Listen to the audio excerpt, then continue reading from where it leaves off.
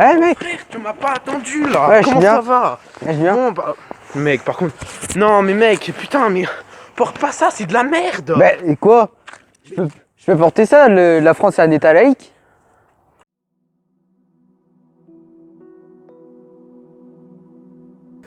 Bonjour à tous et aujourd'hui on se retrouve dans cette vidéo explicative, le rapport entre la laïcité et la liberté de conscience.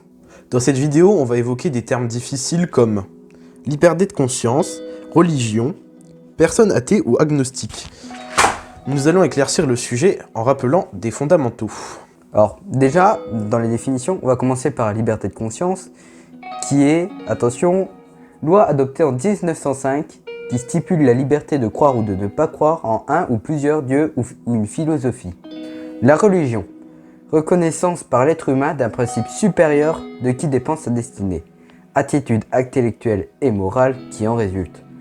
Donc c'est tout simplement un truc auquel tu crois sans trop y croire.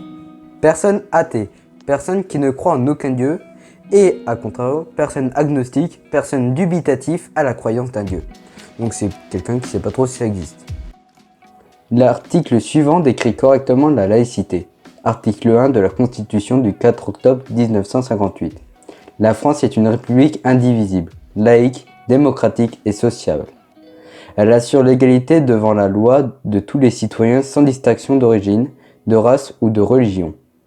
Elle respecte toutes les croyances, son organisation est décentralisée. Alors déjà, on va revenir sur le terme de laïcité, parce que c'est pas un terme compris par tout le monde. La laïcité, c'est quoi? C'est le fait de ne pas montrer son apparence religieuse dans les lieux administratifs, comme les écoles, les lycées, les collèges et autres, et dans les mairies, les préfectures ou encore dans le corps des métiers. Malheureusement, le problème avec cette laïcité, c'est qu'elle n'est pas partout pareille. En France, l'État n'a pas le droit de financer les lieux de culte. Bon, c'est pas ce qui se passe en vrai, mais c'est à peu près ça. En Allemagne, on doit payer un impôt sur sa religion. Par exemple, il faut déclarer qu'on est soit musulman, soit chrétien, soit bouddhiste, soit juif, pour payer un impôt pour financer ces lieux de culte.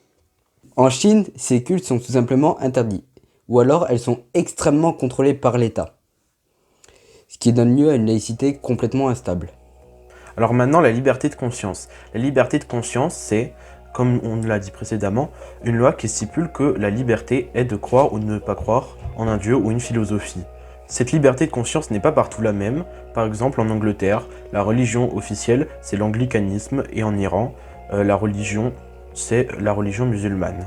Donc ça veut dire que la loi religieuse, c'est la loi civique. La liberté d'expression, c'est le fait de pouvoir dire ce que l'on veut, tant que ça ne touche pas à la loi. Exemple, le blasphème est toléré en France. Pour finir, le rapport entre les trois étant que dans tous, on a des libertés et on a des restrictions. Liberté étant de dire et penser ce que l'on veut, exprimer ses opinions, et au final, on peut penser et écrire ce que l'on veut dans le respect de la citoyenneté.